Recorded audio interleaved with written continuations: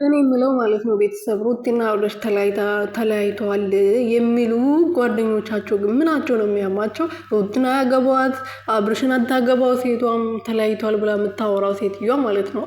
ሌሎቹም እንደዛ ናቸው። እና ሩቲና አብርሽ መቼም አይለያዩም። እና የሩቲና የአብርሽ ፋሚሊዎች ተመልካቾች ማለት ነው መልካም ምኞታችሁ ኮመንት ላይ እየገባችሁ የምሬ ነው እናንተ መቼም አትለያዩም ብላችሁ ኮመንት ላይ መልካም ምኞታችሁን ግለጹ ነው የምለው። ሌላ ምንም አልልም። ምክንያቱም እነሱ ስለማይለያዩ ማለት ነው። እኔ ውስጤን አሳምኜዋለሁ። በቃ ሩቲና አብርሽ መቼም አይለያዩም።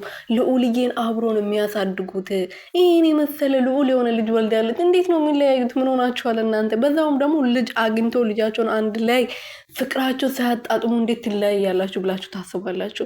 እነሱን ማለያየት የሚፈልጉ ምቀኞቹ ብዙ ናቸው፣ ግን እነሱ ደግሞ አይለያዩም። ምክንያቱም ሩትዬ ለዚህ ፍቅር ብዙ ዋጋ ከፍላለች። እንደ ሄርሜላ ትላንት ተነስታ መታ አይደለም አፍቅር ያለው ያለችው። ትላንት ተነስታ አይደለም የኔ ላርገ ያለችው። ብዙ ዋጋ ከፍላ ብዙ አልቅሳ ከቤተሰቦቿ ጋር ተጣልታ ከወንድሞቿ ጋር ከሁሉም ሰው ጋር ተጣልታ እሱም መርጣ ነበር የጠፋችሁ ከሱ ጋር። ስለዚህ ይሄ ሁሉ ዋጋ የተከፈለበት ፍቅር እንደዚህ በቀላሉ ፕራንክ መልክ ተጀምሮ እንዴት ይቋጫል ያልቃል ብላችሁ ታስባላችሁ? አረ ተው ተው ተው፣ የግሪስ ፋሚሊዎች ተው።